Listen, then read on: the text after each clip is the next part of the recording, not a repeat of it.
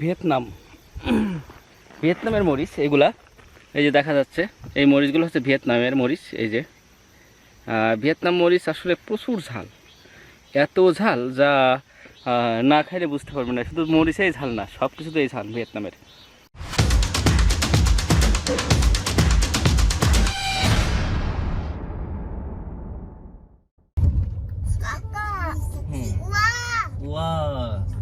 আমরা এখন যাচ্ছি গরুর ফার্মে।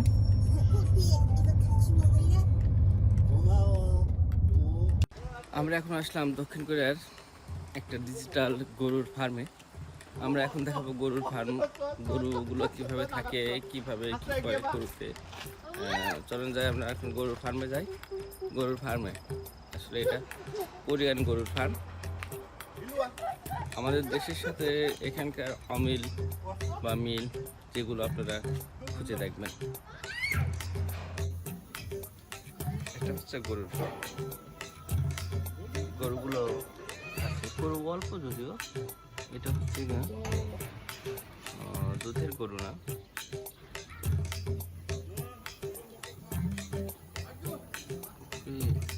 এটা অনেক ব্যয়বহুল।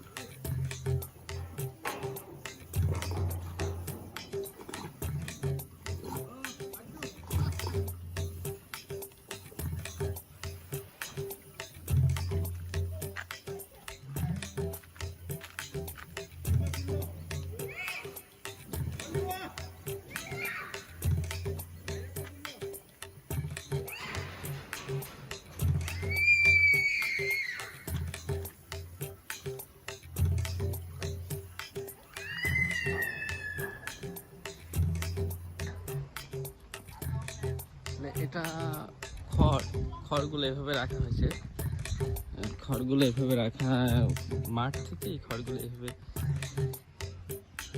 পলিথিন দিয়ে পেঁচায় রাখা যায়।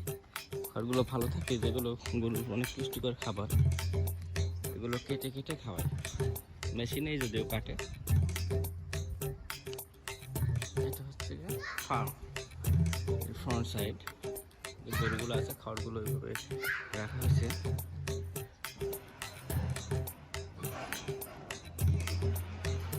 এভাবে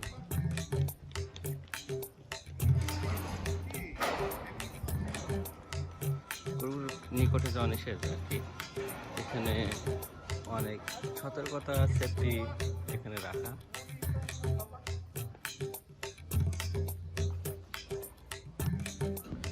এগুলো আপনার পরিষ্কার করার জন্য, ভিতরে পরিষ্কার করতে ট্রেন ইউজ করে, গাড়ি ইউজ করা হয় এগুলো পরিষ্কার করার জন্য। কাজে পরিষ্কার, ভিতরে পরিষ্কার করার জন্য এগুলো ইউজ করা হয়। সম্পূর্ণ ডিজিটাল পদ্ধতি। আসলে আমাদের দেশে কোনো কিছু হাতে এখানে করা হয় না, সম্পূর্ণ ডিজিটাল পদ্ধতিতে এই কাজগুলো করা হয়। এটা হচ্ছে খড় এভাবে রাখা, খড়গুলো কেটে কেটে টুকরো করে এর সাথে আবার প্রাকৃতিক, এটা প্রাকৃতিক জৈবিক কিছু খাবার আছে, সেইগুলো মিশিয়ে এগুলো গরুকে খাওয়ানো হয়, যেন গরুগুলো স্বাস্থ্যসম্মত। এখানে গরুর খামারগুলো সম্পূর্ণ ডিজিটাল পদ্ধতিতে। এই খামারের খাবার থেকে শুরু করে ভিতরে পরিষ্কার করা সম্পূর্ণ ডিজিটাল, সম্পূর্ণ মেশিনে করা হয়। মানে অত্যন্ত ব্যয়বহুল হলেও পরিশ্রমটা একটু কম হয়। যারা বা যে সমস্ত ভাইয়ারা এই এগ্রিকালচার রাখার জন্য ট্রাই করছেন, তাদেরকে বিভিন্ন রকমের কাজ হতে পারে, ফার্মিং বা গ্রিন হাউস কিংবা বাইরে কিংবা অনেক। তবে কাজগুলো যদি আপনারা করেন, ভালোবেসে করেন, তাহলে পরে সহজ। যদি আপনি মনে করেন না কাজের মতো করেন, তাহলে কষ্ট। তাই প্রত্যেকটা কাজের ভিতর ভালোবাসা যদি থাকে, ভালোবেসে যদি করেন, তাহলে পরে সেই কাজগুলো খুব সুন্দর করে করতে পারবেন। তো আমরা আজকে এই প্রথম দেখালাম, কারণ লোক নাই তো এই জন্য আর কি। যদি আমরা এর পরবর্তীতে গরুর ফার্মে মানে প্রথম থেকে শেষ পর্যন্ত কীভাবে কি করে, কোনটা পরে কোনটা করে, সম্পূর্ণ আপনাদের দেখাবো পরে কোনো ভিডিওতে। তো নিশ্চয়ই ভিডিওটা ভালো লাগবে।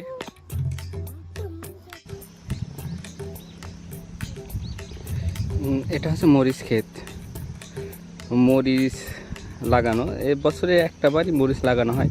প্রচুর মরিচের ফলন প্রচুর। এক কথায় 1 বছরের মরিচ এটা খাইয়ে বিক্রি করা হয় আর কি।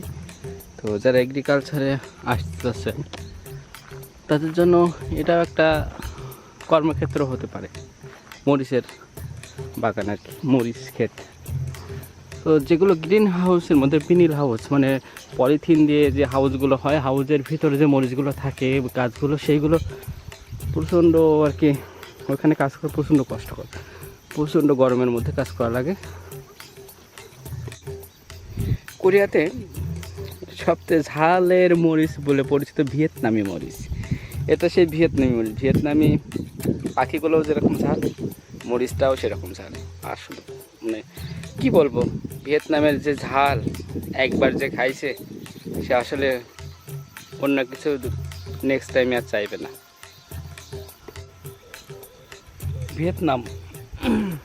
ভিয়েতনামের মরিচ এগুলা, এই যে দেখা যাচ্ছে এই মরিচগুলো হচ্ছে ভিয়েতনামের মরিচ। এই যে ভিয়েতনাম মরিচ আসলে প্রচুর ঝাল, এত ঝাল যা না খাইলে বুঝতে পারবে না। শুধু মরিচেই ঝাল না, সব কিছুতেই ঝাল ভিয়েতনামের।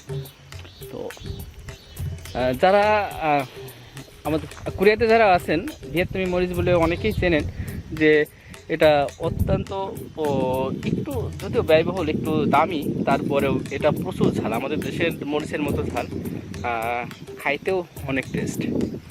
যদি না খান, কোরিয়াতে আছেন অথবা ভিয়েতনামি মরিচ খান নাই, এরকম যদি কেউ থেকে থাকেন তাহলে ভিয়েতনামি মরিচ একবার খাইয়ে দেখেন কেমন লাগে। তো আমরা এখন কিছু ঝাল তুলবো, ঝালগুলো উঠায় নিয়ে যাব। এটা অল্প কয়টা ভিয়েতনামি মরিচের গাছ লাগানো এখানে।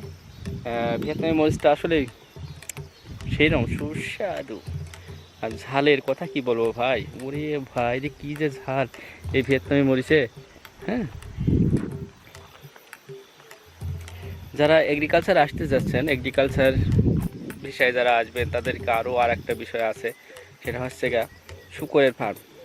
শূকরের ফার্মে আসলে প্রচুর গন্ধ, আমরা আসলে যারা আছি তারা শূকরের ফার্মে কাজ করার মতো ওই রকম অভ্যস্ত নয়। তো সব কিছু দেশ থেকে যারা আসবেন তারা অভ্যস্ত হয়ে আসবেন যে আমার কি কাজ করতে হবে। আর কোরিয়ার কাজগুলো প্রচণ্ড হার্ড পরিশ্রম, তবে এরা ডিজিটাল পদ্ধতিতে কাজ করে, তো এই জন্য অতটা আর কি পরিশ্রম মনে হয় না, যেটা আমাদের দেশে কাজ করতে গেলে, যেমন গরুর ফার্ম বা সব অন্যান্য ফার্মে যে কাজ করতে গেলে অনেক পরিশ্রম করা লাগে, এই পরিষ্কার করা, গা ধোয়ানো, সব মেশিনে হয়। হ্যাঁ, সব মেশিনে হয়, এই জন্য আর কি অতটা পরিশ্রম হয় না। তো এইগুলো ফার্মিংয়ের কাজ 12 মাস হয়। আর যেগুলো কৃষির কাজ, যেগুলো গ্রিন হাউস বাদে যেগুলো খোলা মাঠে, সেগুলো বছরে একটাবার ফসল হয়ে এদের শীতের সময় পুরোটাই অফ থাকে। আর এই জন্য হয়তো কোরিয়ান গভর্নমেন্ট প্লাস আমাদের দেশের গভর্নমেন্ট চুক্তি করছে 5 মাসের জন্য। তবে কেউ যদি ভালো কাজ করতে পারেন হয়তো এখানে থাকার আরও সম্ভাবনা থেকে যায়। তো দেখেন, দেখতে দেখতে হয়তো ভালো লাগবে, ভালোবাসাও হবে। তো একটা কথাই বলবো, যদি ভালোবাসা যদি হয়ে যায়, আমার চ্যানেলটা সাবস্ক্রাইব করে আমার পাশে থাকবে, এবং আরও যেন ভবিষ্যতে ভালো ভিডিও তৈরি করতে পারি এবং ভালো ভিডিও যেন আপনাদের দেখাতে পারি, সেই প্রত্যাশা রাখি আর কি। আর যদি কেউ কোনো বিষয়ে যদি দেখতে বা জানতে চান তাহলে অবশ্যই আমাকে জানাবেন, আমি সেই বিষয়ে ভিডিও করে আপনাদের দেখানোর চেষ্টা করব। তো আমার পিছনে যেটা দেখছেন এটা হচ্ছে মাঠ, নিচে এই যে গ্রিন দেখা যায় ওটা হচ্ছে ধান ক্ষেত। আমি আছি পাহাড়ের উপরে। তো এই হচ্ছে পাহাড়, এই যে আসলে কিছু রোদ লাগছে তো এই জন্য আর কি। তো দেখতে থাকেন, দেখতে ভালো লাগা, ভালোবাসা। আর ভালোবাসা হয়ে গেলে অবশ্যই চ্যানেলটা সাবস্ক্রাইব করে আমার পাশে থাকবেন। ধন্যবাদ সবাইকে।